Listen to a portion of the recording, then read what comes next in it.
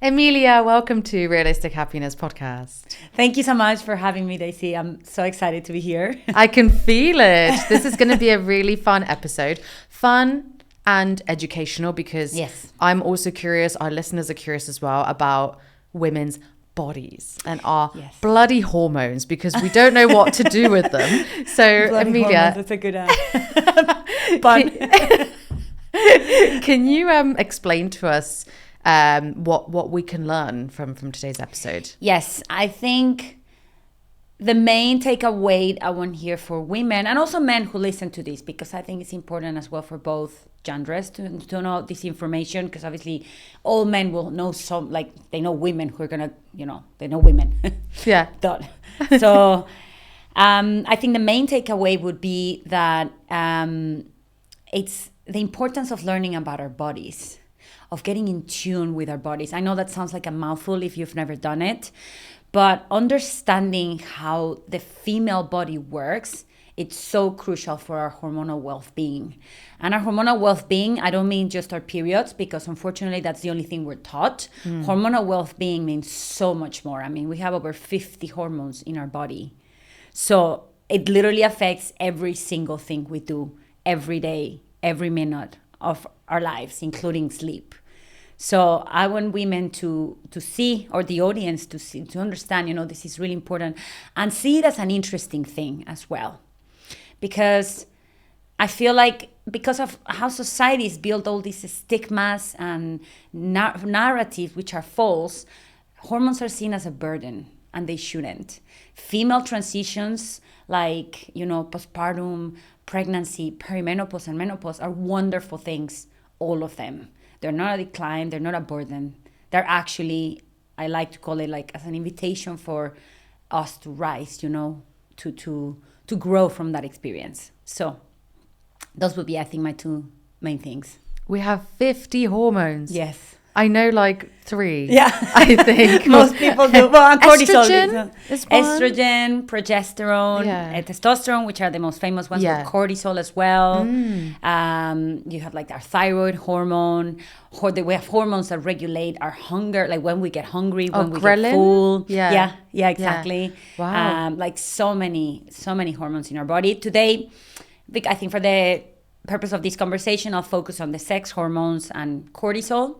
Yeah. Just because otherwise we'll be here all day. Talk about 50 hormones. Yeah. 50 but episodes. also because they're the most relevant and that they're a good starting point, especially for female hormone education. Yeah, absolutely. I mean, when you get taught at school, I feel like sex education, I feel like it's so glazed over. Like they just show you a really cringy video and you're just kind of there like, what is this? And they don't go into detail about estrogen or anything like this, particularly like how it affects, like you said, your sleep, your moods per day, right? Because I feel like every day I'm like a different person. That's just me, honestly speaking. No. Especially also with sleep. If I get lack of sleep, I'm grumpy. If I get lots of sleep, I'm super tired. So I just want to, an all-round question, I think, for all the ladies out there. Why can we feel like we're off and we can't explain it? Yes, I love that question, because I think it's a question, it's a way a lot of us have felt, and not having an answer can be very disruptive. It can be very scary. So our hormones, just to give some context, our sex, as I say, I'm going to focus on the sex hormones today, which are estrogen, progesterone, and testosterone. Our sex hormones have a direct line of communication. There's a direct line of communication between our ovaries and our brain. And this path of communication starts around adolescence, when we start like having our first period. And it goes all the way up until menopause, when we stop producing these hormones. Now, and of course, it's worth mentioning that this is one of the reasons why during perimenopause, which can start as early as your mid-30s, and is the stage before menopause, when all of our hormones start declining. That's why there's so many disruptions in like brain fog, cognitive function, memory, because that path of communication, it's starting to break because you're producing less of the hormones. But what happens when women are experiencing feeling off even if they're not in perimenopause, which is a very common feeling, but when they're in the reproductive years, it means that this hormonal pathway is broken because our hormones are not fluctuating the way they're supposed to.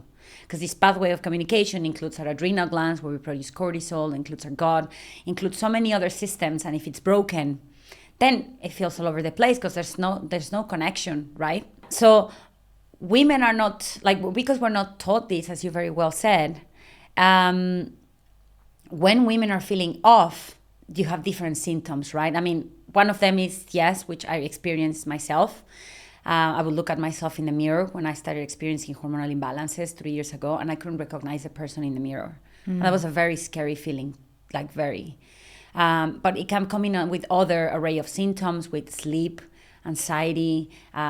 You're just lost. You can concentrate. And when this happens, women go to see the doctor, our traditional healthcare system. Nothing against doctors, of course. It's just a traditional healthcare system.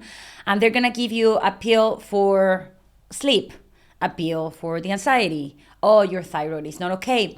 But they treat all of them separately. If they do, because a lot of women are also dismissed. They're told this is normal, that they just have to accept it and just to bear with it. So, but when it's looked at it, if it is, then it's looked at it separately. And I believe, like many functional medical experts out there, many wellness experts, that health should be looked at holistically, which is what you also talk about here in the podcast, right? It's a holistic approach to things. It's not just one size fits all. So when you look at it holistically, you can actually see the root cause of a symptom. So yeah, in a nutshell, that's the reason why. And then if we add on top a layer of the lack of education that exists, which is not women's fault, like you said again, nobody told us about this. So my argument, and a lot of wellness as well, experts in the world, a lot of us argue that hormonal testing for women should be like a basic standard of health, and it's not. You really have to ask for a hormone test. Sometimes you have to fight for it, but also women don't know to ask for it because nobody told them they should ask for it. So then, they're in this loop with all these symptoms that they can't explain, but with no help, because nobody tells them anything. And what does the hormone test validate or do? So the hormone will test, there's different types of hormonal tests. One that I've done myself, it's called the Dutch, nothing to do with the Netherlands. It's just the acronym. It's the acronym of the test. And what it does, it'll measure your urine and saliva, but throughout a whole day. You can do a blood test, but the thing with blood test, it's going to show you your hormones on that at that point in time. So if you had, for example, a bad night's sleep, you're going through a stressful time. Depends where you're in your cycle. In our cycle, we have different phases. In our menstrual cycle, throughout the whole month, we have different phases. So that would also influence the test. So it won't really give you a whole picture. The good thing about a test like the Dutch is that it gives you a whole overview of your hormones, how they behave through a whole day, but also how you metabolize them. Because it's not just about, I have estrogen and progesterone in my system. It's how your body is metabolizing them and detoxifying them from your body. So it's like a whole process, because you can have them, but if your body doesn't detoxify them, then you can have what's, for example, called an estrogen dominance. You have too much estrogen, and that comes with an array of symptoms. So it's having that whole picture of where you're at with your hormones. And what I always say to my clients and to women is that don't wait till you're not feeling okay to do the test. Because most of us, that's what we did, because we didn't know. Do it when you're feeling great, because then you have a good baseline. So when your hormones, your body starts changing from 35 plus to start going into perimenopause, and you'll need to test again, then you know what your baseline was. So I actually encourage women, if they can. It's an expensive test. It's around 400 euros. But if they can do it, I would encourage women to do it in their early 30s. Yeah, you need to have a blueprint, a map of how your body works, because it's different. Mine will be different to yours. Exactly.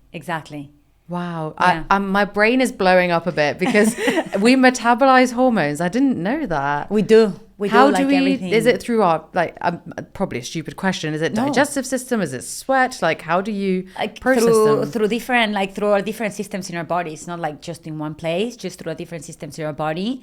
But for example, we also need to detoxify them, like, well, you metabolize them like as your body needs them, but also like because for example, hormones influence your immune system, your cardiovascular system, your bone density, muscle, brain, everything. So they're being metabolized in all these different systems, but they also need to be detoxified. What you didn't use will be detoxified. And everything we need to detoxify from our body goes through our liver. Everything, our skincare products, like from our shampoo, our makeup, what we eat, what we drink, but also our hormones. So that's another topic, but that's also the importance of having a healthy liver, which we'll get into later. But that's how you also detoxify what you don't need. And if, again, for example, you don't have a healthy liver, or your liver is working with an overload of toxins, then it can detoxify the hormones, and then symptoms can also arise. Wow. And then I've heard about accumulating a lot of estrogen or too much testosterone, etc. as well. And I mean, it's just, it seems like a puzzle we cannot fix. Essentially, like that our bodies are just doing whatever they want. But essentially what you've learned is that we can regulate, we can kind of fix this as well, right? Yes. So I think just to give a little bit of context, in a nutshell, 3 years ago, I'm almost 42 now, so I was 39 at the time. I started experiencing what I know now, going back to your first question, right, were hormonal imbalances. I didn't know at the time what was happening with me. I just felt, I started having like headaches almost every day, migraines that would last, monthly migraines that would last 2 to 3 days, anxiety for the first time in my life. I felt off, but then I couldn't explain it because I was like, I didn't feel sick. I just didn't feel like myself, but it was hard to explain. My energy, my libido were not there. And I thought, like many women, unfortunately, you think, what's wrong with me? I'm broken. And I tried to get help from the healthcare system. And I got zero help. Here where I live in Amsterdam, I get zero help. The gynecologist literally told me like, just to give context as well, I'm someone who never wanted to have kids. So I was on birth control for since I was 25 up until then, which was 14 years. I had the hormonal IUD. And the gynecologist literally said to me, well, I can put you on the pill. And I said, no, I don't want the pill. I didn't know what I could do with myself, with my body, but I knew I had to probably get rid of the hormones and the birth control, the synthetic hormones of the birth control. And she said, well, if you don't want the pill, then I cannot help you, and send me off my way. When I asked her if she could help me with my hormones, her words were, oh, you'll have to Google that. I don't know about that. That's not my specialty. The gynecologist. The gynecologist, the woman as well. So it was horrific, to say the least. I left feeling frustrated, angry, crying, everything, because also I was at a very vulnerable stage in my life with everything that was going on. And that's when I decided I'm going to take control of my own health and figure out what's going on, because I refuse to believe that at 39 years old, this is how I'm supposed to feel for the rest of my life or for I don't know how long. So then what started as me trying to understand my body, following experts, listening to podcasts. I did a little course about hormones, started developing into a passion, because what I've realized is that a lot of the things that we can fix and improve, like you said, are within our reach. It's just within our lifestyle. Things that we do in our everyday life can have a huge impact, positive or negative, on how our hormone and our cycles are working. And that empowerment led me to learn more and more. That's when I decided to certify myself as a coach through my own healing journey. But then that also led me to, that's what inspired my business of helping other women, because I would realize that I was not alone, and that so many women are not seen and heard when they're going through this roller coaster, to say the least. So once you have that information, which doesn't need to be complicated, then you have so much power, because you really understand your body. You learn how to tune in, what I was saying at the beginning, with your body, and understand your hormones. And instead of seeing them as a burden, you can see them as your inner guides, your superpower that can lead you the way on how you're going to feel, how to be proactive about your planning, your life. your life in general. Yeah, because there's like this trend where that you've got the cycle, right? And then you can be more energetic in one part of your cycle. So you should work out, you should do business development, you should like go be boss lady at work, etc. And then the slower kind of cycles as well. Something you touched on, which is really important, is that it's almost treated like a symptom. Like the fact that we have these fluctuations, we get, for example, I had really bad acne, and when I went, they gave me a contraception to get rid of acne. You know, and do you know how harmful that is? Because like that really messed up everything else in my body. I gained weight, I was having migraines as well, and it just makes you feel like your hormones are such a burden and something to be treated instead of working with them, like you said. Exactly.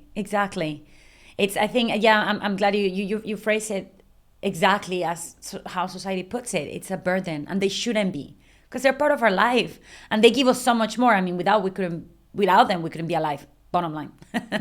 So, you know, if we didn't have hormones, we couldn't be alive. If we didn't have cortisol, if we didn't have a thyroid, if we didn't have sex hormones, you know, let alone also as well for whoever's decide to reproduce ourselves as a species, you know, it's just as simple as that. There's something incredible that it's working 24/7 on the clock to keep us alive and to keep us as healthy as possible.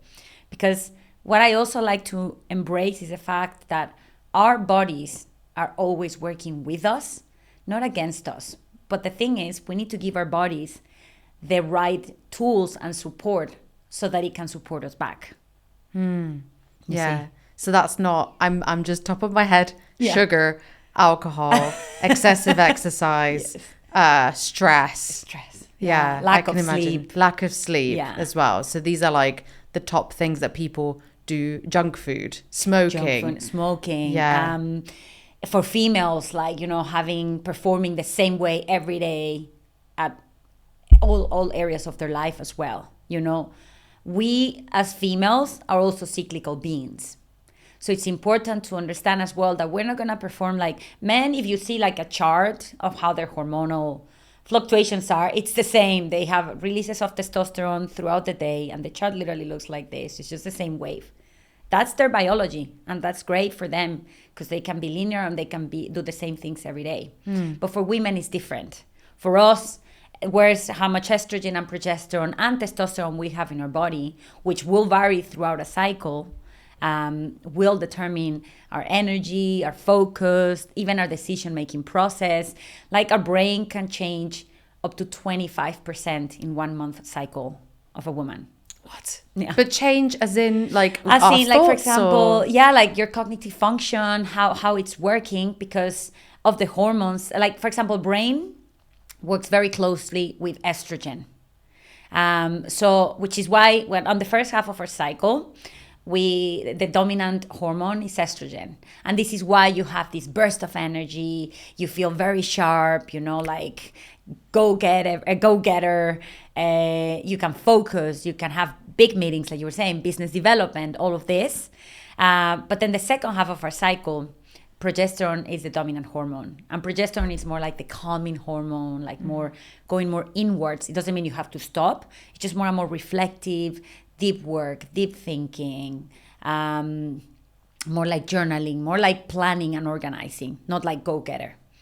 So this is like just a very, one thing we go through every single month, and it would change according to where you're in your cycle, which is why as well, if you go later in life, women in perimenopause, the stage before menopause, experience brain fog and memory, you know, their memory is not the same, their cognitive function doesn't, you know, it's not as sharp, but it's not their fault. It's just because estrogen is declining. So the brain has to really learn how to work without estrogen.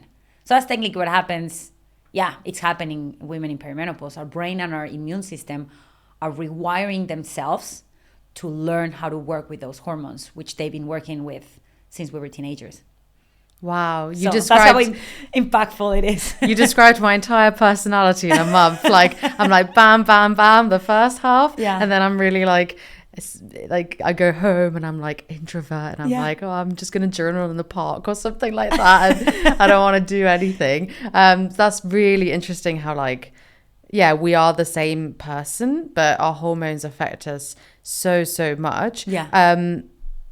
So it affects our mood, our energy, productivity, metabolism, like everything, how we sleep as well, how hungry we are. On our second half of our cycle, we need between 100 and 300 calories more. Oh, really? Yeah. More. Oh, wow. Which is why you feel more hungry as well. And the reason why, biologically, it's because your body, whether this is your aim or not, your body, every cycle, it's going to prepare for a pregnancy, right? I mean, most of the times it's not going to happen. But your body, it's preparing technically for a pregnancy. So in the second half of our cycle, it's basically trying to preserve all the energy it can. Right. Because if there's a fertilized egg, then obviously the pregnancy needs all the support it can. The fetus will need all the support it can. So it's preserving all the energy. Their metabolism slows down as well. So yeah, you get more hungry.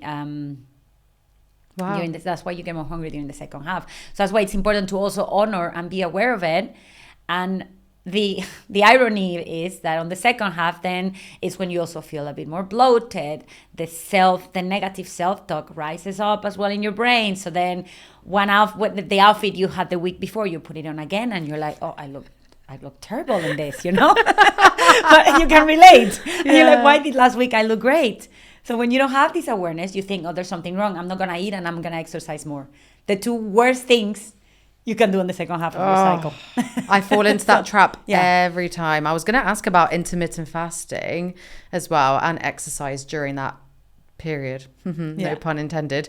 Because, I fall into that trap where I have all this water weight. It's like almost overnight. Even though I sleep a lot, like I look like the Michelin Man and it's horrible. I shouldn't talk about myself like that, but a lot of people relate. It's just for comedic. No. It is true though. Like you look at yourself and you're like, I look terrible. Did look great last week and now? Yeah, but is it, so it is normal to have like the water weight and everything like? It is normal. And the thing is, the self-talk, it's also part of where it's like, again, the hormones are influencing the self-talk. So being aware of it, it doesn't mean it's not going to happen. I mean, it happens to me, but then I'm aware it's the hormones. You know, I'm aware. You can't just put on weight from one week to the other, right? But at that point in time, it feels like you did. Yeah. So it's just being aware of it and maybe changing your outfits to something more comfy, more oversized that you just feel more comfortable with. Because it's also time in your cycle where you also are going to be craving more, like you said, more introverted, more hibernation, more coziness. So maybe it's wearing something really tight. Just leave it for the first half of your cycle. I mean, if you can wear it, go ahead. But it's just going to make you feel awful and bad, or if it's going to bring up body image issues that can happen as well, you know, then just wear something else and honor where your body and your hormones are at. Okay, so you should honor it instead of like working against it. I feel like doing the fasting and over exercising and under eating whilst like to get rid of, I guess, the water weight is counterproductive, right? Like, you shouldn't do it. Exactly. I think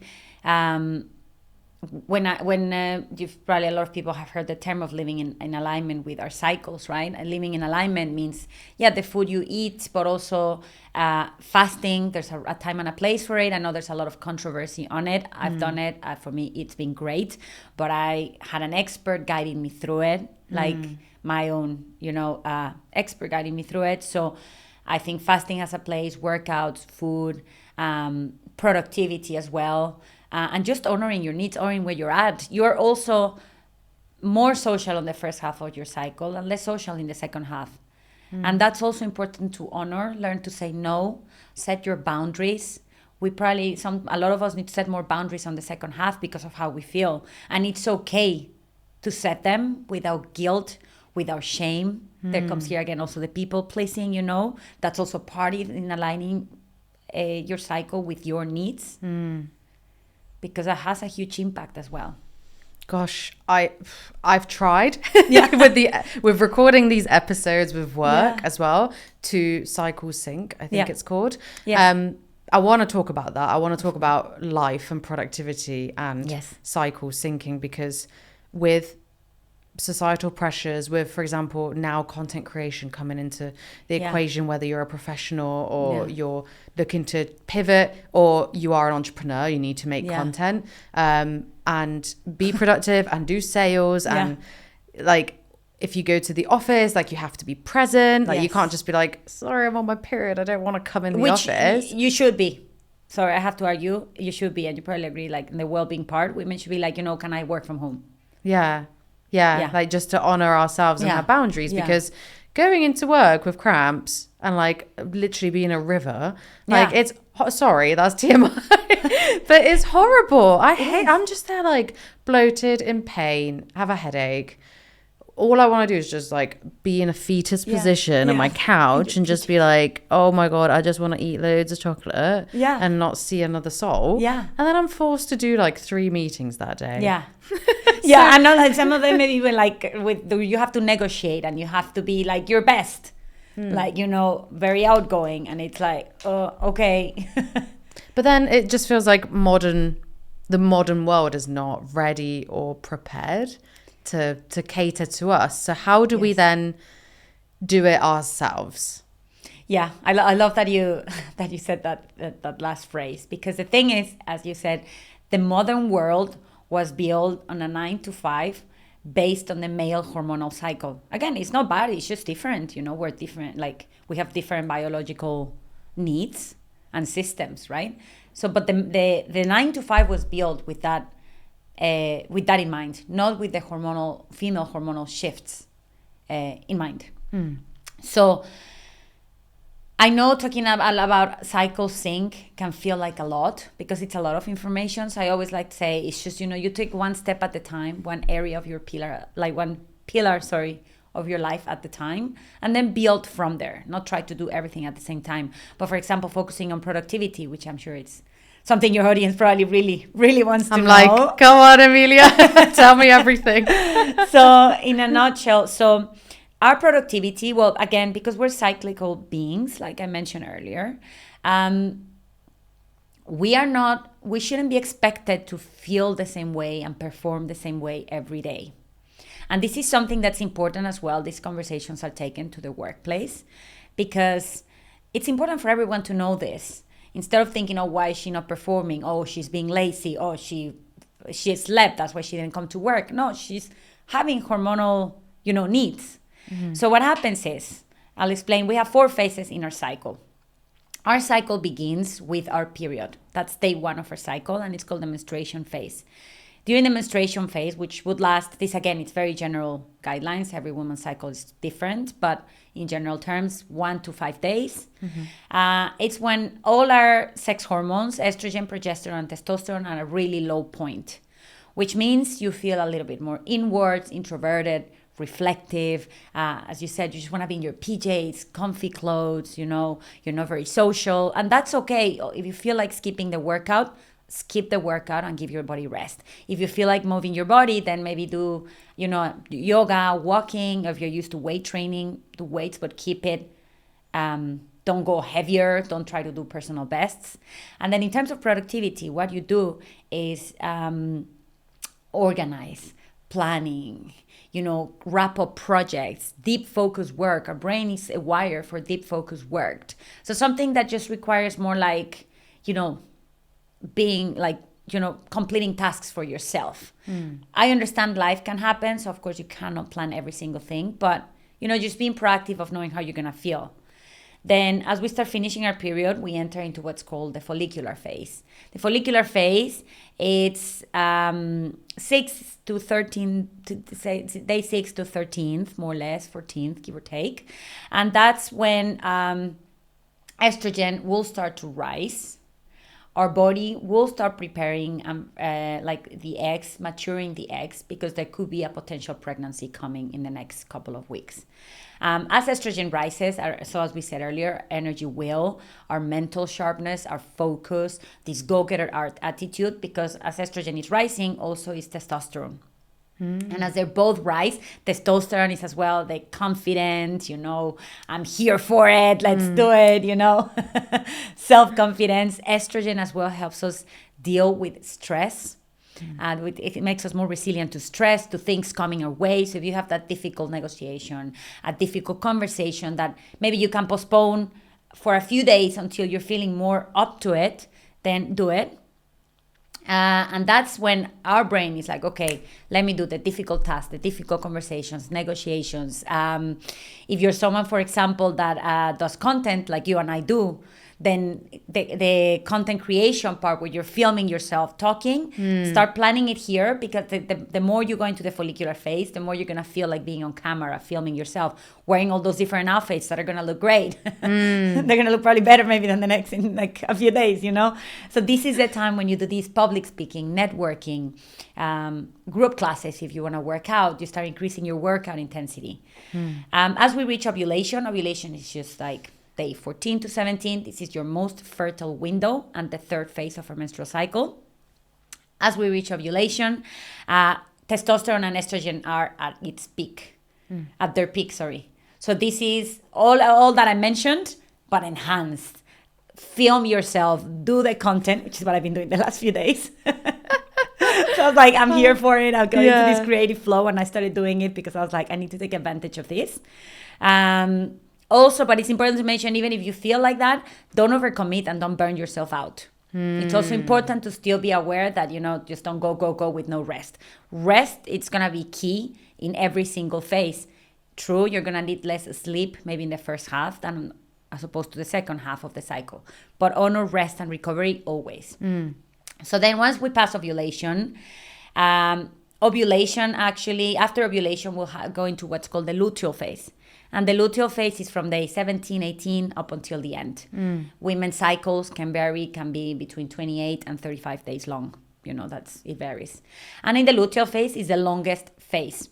And this is a phase where estrogen and testosterone will start like declining, progesterone will start rising, and progesterone is a calming hormone. So it's a hormone that's going to make us feel like we're like hibernation, exactly what you were describing earlier. Hibernation, PJs, comfy clothes, but then the self-talk, what we were saying before, it could happen, you know. Use this phase to start concluding projects, planning, organizing. A lot of women also start getting into like this, more in menstruation as well, but into this deep cleaning, admin. Oh my God. You know? It's like you're in my head. Oh my God. That's so weird. But are you just preparing the nest? You're like, yeah, exactly. It is that. Oh my Biologically, that's exactly our bodies preparing for a pregnancy, whether that's not our goal or not. But biologically, yes, your body's preparing for nesting. That's why you're also feeling more calm, right? Because if there's a potential pregnancy, you're gonna slow down because you want to protect the woman wants to protect the pregnancy, give the pregnancy the rest it needs, right? Yeah. So yeah. I'm just thinking like it was literally just before my period. I just looked at my spare room and I was like, I need to clean everything. How weird is that? I went beast mode. I was like, had like 8 arms. It's the best. It's crazy. It's so funny. It's so good, yeah. Wow. And I wanted to cook and I was like this domestic goddess for a day. Wow. That's so funny. So our brains are still like in this kind of, I guess we've had this kind of mentality all our lives, like since primitive kind of times. Yeah. And of course, with modern life, things are very different. And it doesn't mean you need to stop. No, it's not stopping. I mean, if someone has to stop because there's PMS, their period is so painful, then that's a red flag. I mean, I used to be that person who, like maybe 10 days, around a month or a week, I couldn't plan anything. I couldn't schedule something like this with you because I didn't know how I was going to feel. When I was at my worst of how my hormonal imbalances were, I couldn't plan because I couldn't feel, I didn't know how I was going to feel, if I was going to have a headache, if I was going to have a migraine, if anxiety was going to let me do this. So it's very unsettling when you feel that way, right? Yeah. So if someone is feeling that way, it's definitely a red flag because it's not normal. And living on a female body should not be painful. They shouldn't just accept, oh, this is it because I have hormones, because I have a period. It's not that way, which is also one of my biggest missions and what I talk about with my clients, because that's what they made us believe, right? Society, again, is built to like, oh, well, just deal with it once a month and then you'll pass it. Take paracetamol. Yeah, take a paracetamol, ibuprofen, and just, So that's one thing. But then the other is, once you're aware of this, if you have a cycle where there is no pain, but you feel like, in cleaning mode and you're aware of your cycles, you can take advantage of it and be proactive. Of course, life still happens. And you're still gonna have to do funny enough, I'm hosting an event like this month in 3 weeks, which is gonna require a lot of me, and I'm gonna be on my period. I mean, there's things you can plan. I was given the date when the venue was available, but then because I know this in advance, I'm gonna prepare my body, nurture it, and not just with food, with other practices, to make sure I'm good that day. And that day, instead of waking up and going to the gym, I'll skip the gym. I might go for a walk for mental clarity if I feel like it. But if not, I'll have a slower morning, so I'm okay for the event in the evening. So it's just kind of adjusting adjusting your life to your period, aligning, your life with your period. Yeah. With your cycle, with your cycle. Yeah. And talking about pain, because I used to get migraines a lot. Oh, I'm sorry. And I heard it was about the hormones like dropping and whatever. That's what the doctor said. And then eventually they went away because I kind of dealt with it naturally. I went off the pill, etc. And then when I was on the hormonal IUD, this is going to get really not gross, but very intimate. No? What is the word? It's going to get very detailed, but I think it's needed. Because these topics shouldn't be taboo, and we should be able to talk about them openly. Yeah, I'm super open as well. Yeah. So then I went on the hormonal IUD, which I have friends that are on it as well. And they had the similar symptoms to me as well, like instant weight gain, super puffy. But my periods were non-existent, very light. And I was like, oh, hallelujah. This feels really good. Yeah. But then I went off it and now I'm on the copper. Okay. Coil. So I just wanted to do this kind of detox, it was 5 years of that, maybe the weight will come down. How long ago? 5 years ago? No, I went on the copper 3 years ago, actually. Yeah, it was 3 years ago, but I was on the hormonal for 5. And it was instant. The puffiness went down, the weight dropped, the fogginess went away, the mood swings went away. Okay. It was like an interesting experiment on myself. I was like, this is really cool. And I have friends who are still on the hormonal, round 2. Yeah. And they tell me my hair's falling out. I just can't stop gaining weight. And I'm really foggy. And I say to them, maybe you should get off I did. Yeah. Oh, no, I need it. Yeah. There's this false narrative, I guess, that you need it, and that is just making your period less painful and adding hormones to your body. I can't imagine, I don't know if this is controversial or whatever, I can't imagine that that's a good I can give you thing. I can give you a whole explanation about it. I mean, where do I begin? Okay. So first, I think I'm not against birth control, because I also appreciate the fact that birth control has given us as women a lot of freedom, not just in our decisions of conception, but also in our careers, our lives, etc. So it's not I'm against birth control. What I'm against is not giving women all the information, the pros and the cons of using birth control.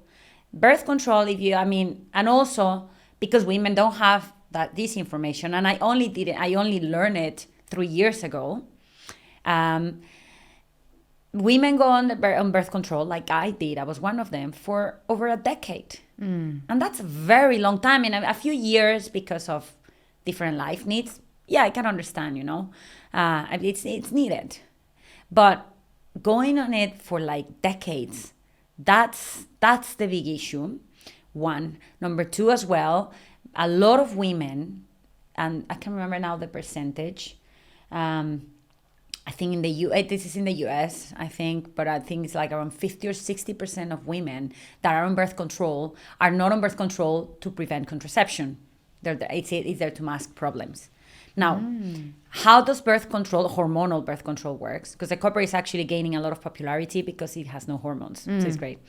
How does birth control works? So birth control, basically what it does, like for example, focusing on the pill, what it does, it's going to shut down that communication between the ovaries and the brain. The important one. Yeah. So that basic communication that we need in our bodies, it's going to be cut off. Because what's the pill doing? It's going to obviously, it needs to prevent pregnancy. So that it cuts the communication between the ovaries and the brain, one. Number two, the hormones that you're going to have in your body, the synthetic hormones that you're going to have in your body, whether it's a hormonal IUD or the pill, are going to be synthetic hormones. And they're not the same thing. I know sometimes there's information that is the same thing. It's not the same thing. And how, like synthetic? Fake? Synthetic, yeah, fake. So, for example, by cutting off the communication, you have these synthetic hormones. What happens as well, it suppresses your natural hormonal fluctuation. That fluctuation I spoke about earlier, of having the estrogen, testosterone, and then the progesterone, that's cut off, completely shut down. So, one example of synthetic hormones, like if you, for example, you get something called progestin instead of progesterone. And progestin almost has the opposite effects of progesterone. So progesterone, like I said earlier, is a calming hormone. It helps with sleep, mood regulation. Progestin will do the opposite. It can disrupt sleep. It can cause anxiety. It can cause depression. It can cause weight gain as well. And it cuts off ovulation as well, which we can get into as well. Ovulation is it's the main event of our cycle, not our period. So just to show you how different synthetic hormones are. And then if our natural production of hormones is suppressed, our hormones, like we've been saying all along, impact everything. Estrogen for the brain. So estrogen for the brain, but also estrogen and progesterone, just to go even deeper, they actually help prevent cancer. Oh. Like breast cancer, because of, it's too complex to explain now how, but the interaction between the both actually helps prevent cancer. So when you don't have them, it can also, that's why it can also disrupt your immune system, your metabolism. So women who are suppressing, who are on birth control, it's not their fault, sorry, I should reword it. Birth control, when it's suppressing all these hormonal fluctuations, it's suppressing so many other health benefits, not just for the short term, but for the longer term as well. When I say longer term, I'm talking about 60s and 70s, like our 60s and 70s, not just tomorrow. So it's very important to be aware of everything that can be impacted in our body with birth control, loss of hair, acne, all these things, weight gain. Because if you imagine it almost makes sense that our body's reacting that way because we're suppressing such a basic biological function of our body, the communication between our ovaries and our brain, and we're shutting that down with birth control. So you can imagine why it can cascade in so many symptoms, including autoimmune diseases and worse. Wow. And I think the reason I went on the hormonal IUD, for example, is all the benefits they were listing me, your period is it's gonna be non-existent. I was like, cool. Just all of these things, your skin's gonna be really clear. It was almost like they were selling a beauty product to me, you know? They do. They do sell a beauty product. Yeah, I was like, obviously sign me up. But the amount of just all the negatives, I just feel like now learning about this, that it's synthetic, it breaks away that communication, which is so important. Your brain needs estrogen for basic function. It could even cause later problems with your immune system, etc. Now I'm so grateful I moved to the copper or nothing at all, right? But then there's the issue when you have a partner or you are a single lady. I understand. I was single for most of my life. I completely support that because I was one of those people, right? And I didn't want to have kids, and for me it was a no. Since I was a teenager, I knew I didn't want to be a mother. So for me, getting pregnant was not an option. But then inform yourself, maybe rotate. Go on it for a little bit. Then, if you have a stable partner, then maybe stop it for a little while, or like there's condoms, there's the copper IUD, there's other ways, right? There's I'm not an expert on it, but there's a fertility awareness method for whoever wants to check it out. It's called FAM, where basically by tracking your body temperature, your mucus, like your vaginal mucus, women can also help prevent pregnancy. Yeah, it's like a very new way of doing it. There's like an app as well. Yeah, there's an app, and there's so many experts out there that talk about it. They do courses, you can learn from it. So there are other options. Or again, rotate. Like I recently had a friend of mine saying, you know what, I'm not really like having sex right now. Should I keep the birth control? She's single, but she's just in a phase where she's not having sex so regularly. And I said, look, maybe don't use it for now. Like, you know, once you maybe you start having sex again or have a partner, then go on the pill again. And she actually did it, and she said, I actually feel better because she's been on it for like a few years. So it's about rotating as well. And also knowing that when you're on the pill, I forgot to mention this, your period, it's not a real period. It's just a withdrawal bleed. Because there's no ovulation, because the pill and the IUD are suppressing ovulation. That's why with the IUD you don't get a period as well. Because there's no ovulation, there's no natural fluctuation of hormones, then there can be a real bleed. So it's not a real bleed.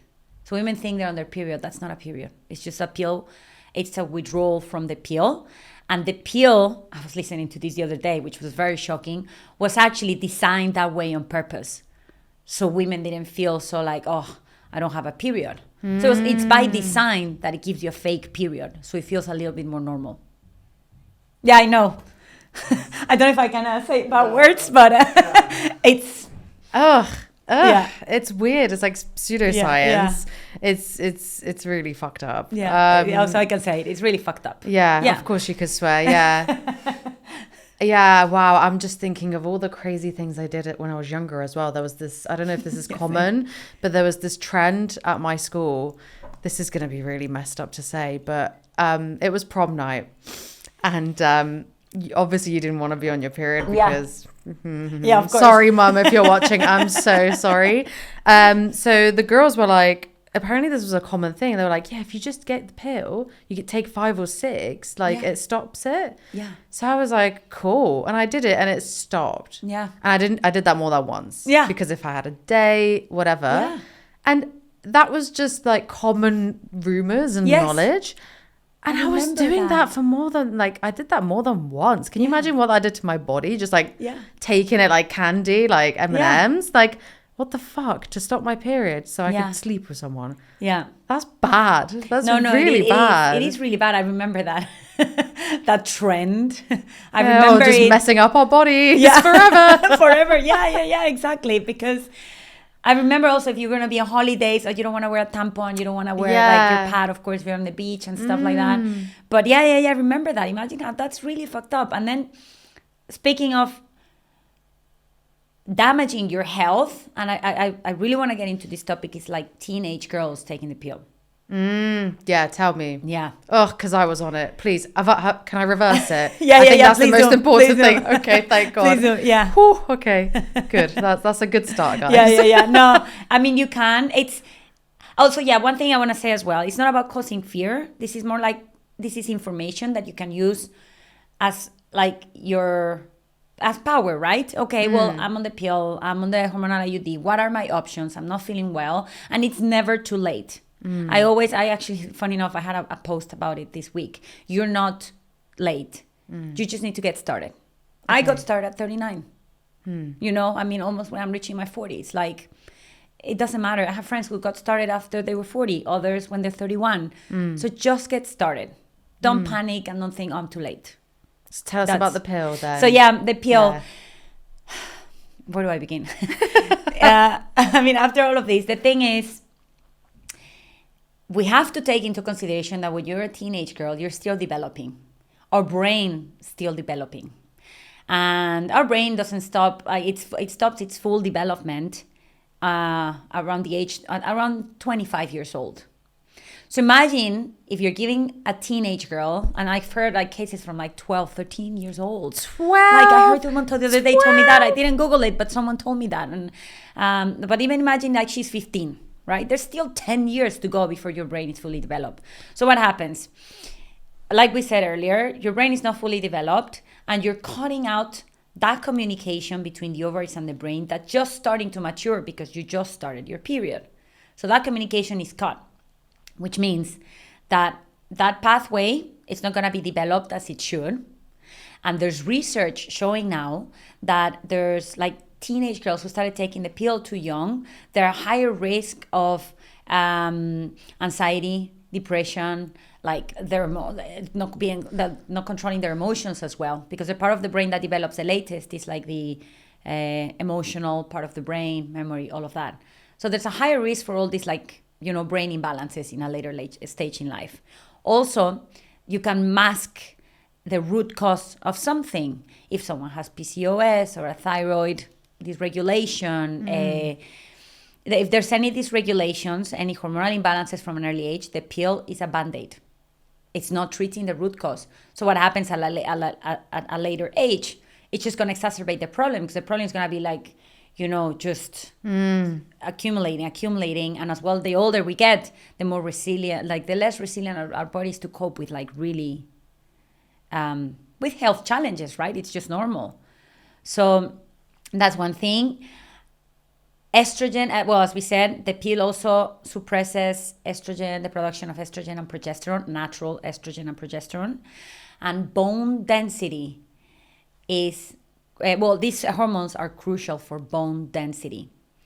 So which means you're already also causing damage on someone's bone density, which, yes, when we reach our 40s in perimenopause, and these hormones start naturally declining, our bone density does as well. So what happens if someone already has not great bone density, then you get to your 40s, your bone density starts declining more, then you find decades later osteoporosis and broken hips, women feeling frail, women who fall down at like when they're in their 60s or 70s and they break a hip, they break a bone. Why? Because their bones are so weak. And this could have been something that started when they were even as young as that, you know, or for being in birth control forever, for not being treated in perimenopause and menopause like they should as well. So, you know, there's so many things. And as well, the other thing is it creates a false sense of regularity when teenage girls go on the pill, because then they think, oh, that's my period, it's fine. But it's not a period. It's a fake bleed. So they never really get in contact with what's really to have a period.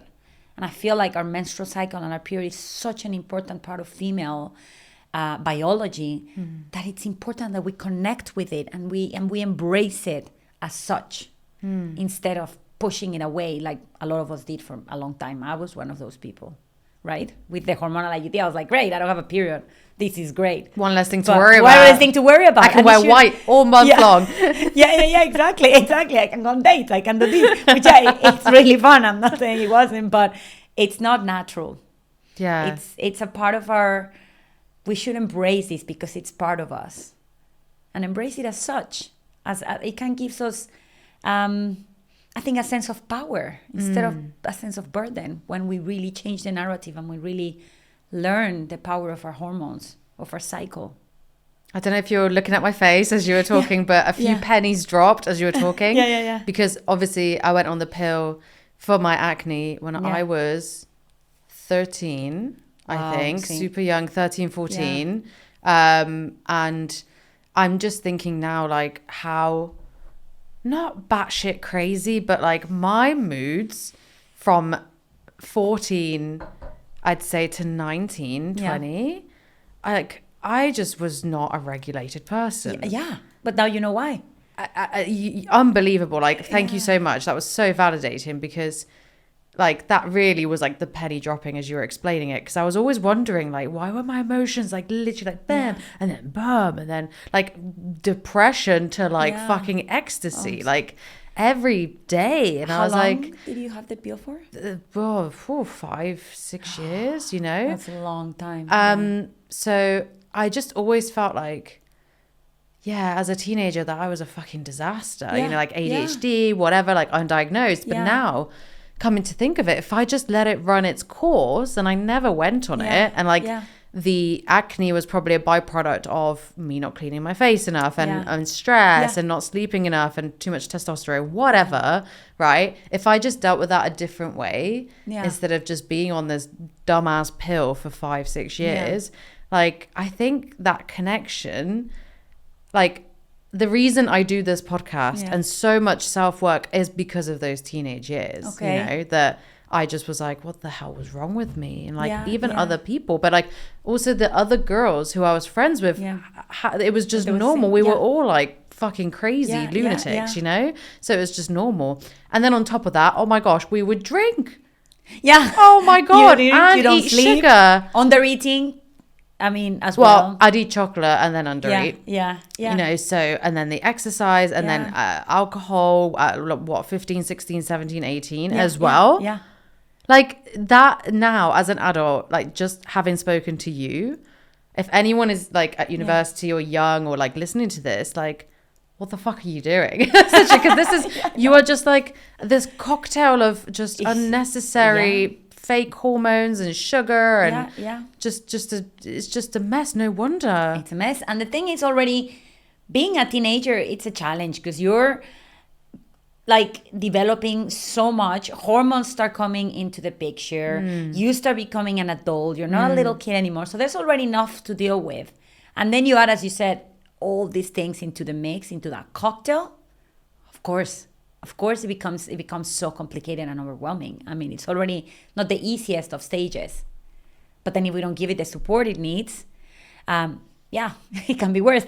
But one thing I do want to mention though, and I want to tell you, it's don't blame yourself for it because you didn't know better. Nobody told you what to do. Like nobody told many of us what to do. So I think it's important that as women, you know, this is where we're at. What can I do from now? How can I use it like you've done? And that's why I love what you do. Like you've done, you use it as your force, you know? Okay, this is my drive to make my health better, put the message out there for other people, right?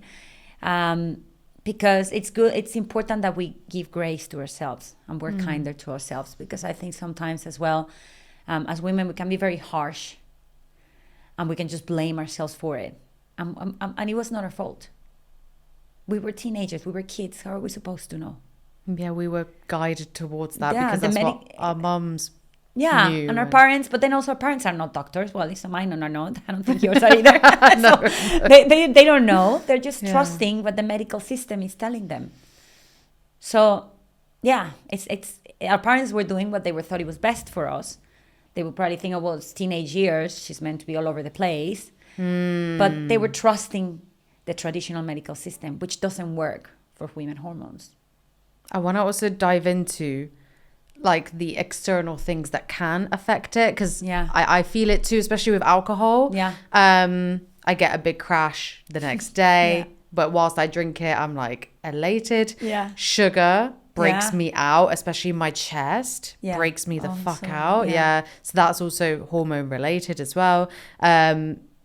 Stress as well, obviously. But maybe let's talk more about the things you ingest. So like sugar, chocolate, fatty foods like deep fried foods, alcohol. How do they tamper with your hormones? So I'll start with sugar. Sugar basically causes a lot of damage on our gut microbiome. Our gut microbiome is like obviously the trillions of bacteria we have living in our gut that are making us like do all the functions in our body and making us healthy. And sugar kills that diversity of microbiome. Like it's as simple as that. It like really damages it. Sugar can become very addictive. So then that's why the more you eat, the more you want. And sugar can cause a lot of like spikes on like sugar, on our insulin, insulin spikes, but then crashes. Don't want to get too technical, but obviously having healthy insulin resistance, aka blood sugar management, it's really important for overall well-being. Obviously, if not treated, then obviously it can lead into diabetes. Like that's, in a nutshell, right? So sugar can have a very detrimental effects on our brain, on our gut, And of course, disrupt our hormones because it can also like trigger more like cortisol than needed. So, and then the more you eat sugar, the more you want sugar, and it just goes into this spiral where you can't stop eating. Also, sugar won't like really make you full, right? So then you just keep eating. Unless it's a big fat cake. Unless it's a big fat cake, but then you'll crash. Oh, the crash is horrible after. The crash is horrible. Oh, yeah. And then, for example, junk food as well. Junk food, I mean, again, it really messes up our gut microbiome. The deep fried stuff, The deep fried stuff and all these like junk food, like big food chains, you know. But also they have additives and ingredients in them to make you want more of it. So, and some of them are really toxic. In some countries, there's this big fight because some of them can be like led to cancer, all these big things. That's a whole other topic, the food industry, of course. But what they also do is they don't make you full for too long. So then you want to eat more again. Oh, and what McDonald's. Is, oh my gosh. Yeah, you donuts, McDonald's, then... all these things. And yes, I'm saying it. I mean, of course, like, you know, these things they're not going to nurture you at all. And what happens when people eat this on repeat? You start creating a well, first of all, your microbiome gets really damaged, but then you also create a microbiome that craves it even more. So if you eat McDonald's, your microbiome is going to crave McDonald's. If you have kale and whole foods, your microbiome is going to crave that. Because it's what you feed into your brain and your gut microbiome, which are also very in communication all the time. It's what your body's going to crave. So it gets like in this little bit vicious cycle. And I also like to say, it's not like you never have it. No, I think we've spoken about this before in the 80-20 rule, right? It's all about balance because you also want to enjoy life and you also want to have that piece of cake. And yeah, if, you know, from time to time you want to crave that hamburger or whatever, go for it. But don't make it like a staple in your diet, like a lot of people are, right? Because then that's when it becomes very detrimental. The funny thing is as well, once you start becoming more healthy and like eating less sugar, you want less of it. You've probably seen it yourself because I can't eat chocolate anymore. Yeah, no. I eat very little of it. Like I was so obsessed with it, and now it was after the hypnosis session I had with Kat Williams. Yeah. Shout out Kat, because she helped me with my inner child and stuff like that, and I just realized that like I just instantly didn't want to eat any sugar. Yeah. It's insane, Emilia. It's insane. Yeah. Now, like, I realized the chocolate was like a coping mechanism for stress. Yeah. Like, I didn't actually really like it that much. Yeah. And I'm someone who's eaten chocolate since the age of like 4. Yeah. I'm so happy to hear that because you see, you re-educated your gut microbiome as well, because your gut microbiome now it's craving natural sugars or sweet whatever. Potato. All I want is sweet potato. I love sweet potatoes. Yeah. But it's all as well. I mean, I'm not saying it's easy. No, it can be very challenging for some people. So I'm not. I'm acknowledging that 100%. But it's again, what we feed is what our body's gonna crave, right? That's great. You've like blown my brain again. So like, what we feed our bodies is what we will create the microbiome to crave it again. Yeah, to crave it again. So if we eat salad, we will crave salads. And I'm living proof of it. My husband laughs about it because when he met me, one of the first things I said to him was like, he was asking me about my favorite foods. And I was like, I just love broccoli. And he started laughing. He thought it was a joke. I was like, no, I really love it. Yeah. That much. Broccoli is amazing. I see broccoli and I salivate, but I've been eating broccoli all my life. Yeah, broccoli is incredible. It's amazing. I mean, this is just to give you an example of a green, right? I mean, couldn't get more. But it is true though. Like I crave greens. I crave all these things all the time because that's what I've been eating. I mean, this is like all my life I've been eating. I mean, I was fortunate enough to grow up in a household where my mom, from her intuition, because there was not as much information as we have today, but she taught me and my sister to eat well-balanced meals, as in like all the food groups. So I was eating very balanced from a very young age. And as a child, I would have like bowls of like veggies. So, you know, I was fortunate enough to grow up in a household like that. And I thank my mom. I used to have bowls of cereal. Like literally my craving was just, you know, the huge bowls like this. Yeah. And then I'd fill it up constantly like this of like Cheerios, everything, refill the milk, and just the whole day. That was an obsession. Yeah. No, but no vegetables for me, just cereal. You know what? Then when I went to my teenage years, I grew up in the 90s. It was this whole craze about low fat, diets and all these things. I actually, the body image issues I had, I developed them from growing up in the 90s. Absolutely nothing to do with in my household. It was nothing like that. It was just from the media. So then I would go and eat like this Special K, which was supposed to be healthy. I had that too. Yeah, because I was like, I'm not getting out, I'm on a diet. So I would eat Special K on repeat, the bars, So yeah, we've all been through the process, but I never stopped eating the vegetables. That's the thing. I would still eat the vegetables and the fruits and all whole foods. So then, talking about adding things to our diet, like alcohol, sugar, etc. Oh, yeah. What about when we undereat? Then, how does that affect our hormones? So when we undereat, well, first of all, you're not feeding your body, of course, with the nutrients it needs. It causes a lot of nutrient deficiency. But then our cortisol will rise because our body is sensing that as a fight or flight mode. We need to survive. There's not enough food. So what our body triggers when it needs to survive is cortisol, because technically our body doesn't know you're not eating. Our body just knows it's on survival mode. So our body is giving us cortisol in case we need to run away from something, from a threat. Right. We're not running away from anything. Someone is just simply not eating, right? We're just talking on this podcast. Exactly. I haven't eaten anything today. Exactly. But so what happens is when you have a lot of cortisol in your body, our hormones, there's a hierarchy of hormones. Like with everything, hormones also have their own hierarchy. So the top one, it's oxytocin, which is a hormone produced in our brain, which is a love, feel-good hormone. Like oxytocin, you produce it when you're with a loved one, when you hug someone, a pet, someone, your child, someone. When you do that, you release oxytocin. So it's oxytocin, then there's cortisol, and then the sex hormones, estrogen, progesterone, and testosterone. So what happens is when our body is producing too much cortisol because it's on survival mode, our body will prioritize the production of cortisol if it's on survival mode, meaning it won't give its place to sex hormones, because technically you don't really need sex hormones to survive and run away from a threat. Yeah, you don't want to just shag someone on the road. Yeah, exactly. There's a lion chasing you, 1 minute. 1 minute. Just a quickie. Yeah, exactly. Exactly. So it's literally like that. Yeah. So then our body will not produce the sex hormones that it needs, aka then you won't have the woman won't have the cycle, the hormonal fluctuation she should in a whole month, because our body is too busy producing cortisol to survive. And that also obviously suppresses the release of oxytocin. There's some studies and some experts that speak about how to regulate your cortisol.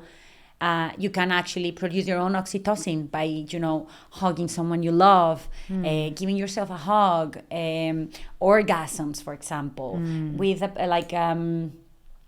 hugging your pet if someone has a child. And then also that helps regulate cortisol as well. There's a lot of studies that say that a lot of the, and I was in a conference in Austin just a couple of weeks ago, and Alisa Vitti, which I love her, she was actually talking about the importance of oxytocin for our hormonal well-being as women. Oh. Yeah. She was talking about it. I found it really interesting because it's true. Yeah, and it helps regulate, and then obviously then that cascades into having sex hormones. Yeah. Wow. I've learned the most with you today than I've ever learned, I think, in my entire life, even with TikTok, etc., with all this misinformation. But yeah, I think the key takeaways, honestly, were the communication. Yeah. When you're a teenager, how much it messes up your hormones, essentially, because you're already going through so much and you're adding an extra thing and you're blocking this communication. Wow. And now with with just basically, feeding your body and yourself and fight or flight and not honoring your sex hormones and oxytocin as well. It's just so much information. So much. There's so much more I don't think we have time now, but strength training and all of that, that's also a big part of, we could have that conversation another time, because that's also a big part of women's well-being. There's so much more. And then also the blueprint, the test, the hormone test. Yes, the Dutch test. Yeah. I highly recommend it if women can afford it. If not, then get a regular blood test, but at least know where you're at. You know, it's better than not getting anything. Yeah, if you're going to invest in like a PT, like a personal trainer or a holiday, you know, that costs a lot of money. You might as well, for the rest of your life, just to have a baseline of what your hormones are and what to do. Yeah, definitely. I think that's really important. Yeah. Yeah. Craziness. Yeah. And I want to say it's not about causing fear or people to worry or obsess about it. No, it's just about knowing that our body is an incredible machine, that it's always working on our side. I mean, our body, our hormones, take it one step at a time, because we also spoke about so much information right here. So just grab one thing, I would say, that resonated with you the most, whether it's a birth control topic or food. Just grab one thing and start like changing from there with small baby steps that are sustainable. And then from there you build up and you build up and you continue. Because that's trying to do it all at the same time. It's just again going to become stressful, raise cortisol, and we know the story. So yeah. Baby steps. That's the main thing I do with my clients in one-to-one coaching. Baby steps, because that's the best way to achieve the bigger goals. And everything just adds up, right? Yeah. Get rid of that bloody pill. Yeah. Just chuck it in the bin. Do not like just I know. Yeah, no, definitely. And don't blame yourself for not knowing. We're all getting educated on this topic. As I said, I learned this 3 years ago. The hard way, but I'm happy I did, because it led me here. Yeah. To help other women. But don't blame yourself for not knowing. We're just learning all these things, but the important thing is the conversation is there. We are creating a movement. We are many voices now speaking about it. So yeah. Yeah, and hopefully the workplace will honor this as well. It'll be amazing. It'll be amazing. Yeah, the day definitely. That comes. So we're going to play a game. We are two small ladies, so we're going to try and reach each other, but you're going to ask and answer your own question from this card deck. Okay. Oh, it's not actually that bad. No. What current negative self-belief about yourself do you think will slow you down the most? Vulnerable. Sorry. Well, this whole podcast is vulnerable. I know. I'm trying to think. There's a couple of things I'm working on at the moment. I think it's when you're an entrepreneur, everything is moving so quick and changing so quick. But like you were saying, right? Like content creation, and then you have to learn accountant, and then you have to, I've been on this journey for like a little over a year now. I'm very grateful and I love every minute of it. But sometimes I feel this pressure, but I know it's a limiting belief that I'm not quick enough to pivot or do things. And then I worry that if you need to pivot, I'm not going to be quick enough. I'm going to lose a trend. I'm not going to be, so it's that not moving quick enough. Even though I know I'm doing a lot and I've achieved a lot, I worry that I'm not quick enough. Yeah, but that's masculine energy. That's masculine energy. Yeah. And I think it's a limiting belief, because it's not something new. It's something I've had before. I've had it all my life. Even though for certain things I feel I'm very quick at it. But yeah, I've had it all my life, but now because I really enjoy what I do, I really care about my job. And but it's not a job for me. For me, it's like my life's work. Because I really care about it. I became more aware of, okay, I need to heal this, because I can just keep going like this. I'm sure it's just a limiting belief. Yeah. It's when you have experiences like this, it's like a mirror. Yeah. like holding up. Yeah. And then it kind of reflects back what you need to work on as well. And the work that you are doing, which is cyclical work, teaching others how to go work with their hormones, not against them. Yeah, exactly. I feel like you have to go through this to teach others. Yeah. Right? Like do it on yourself to teach others. Yeah. Very much is what I've been doing the last 3 years. Trial and error on myself, learning on myself. And this is why I highlighted so much, not being so demanding with myself. Because when I was younger, I'm aware of it now. Because someone who tends to maybe go that way, being too demanding, or no, cut myself grace, be kinder to myself. And I've learned to embrace that part of me as well. At the same time, I know I'm not quick. I'm like, well, I'll be quick when I need to be quick. When it's the right time of my cycle, I can, But then also learn the value of being kinder to yourself. That's why I highlight it so much, because that's something I really work on this wellness, like this whole, as I call it, my hormonal healing journey for the past 3 years, that's one of the main lessons I got from it, to be kinder to myself, and it really served me well.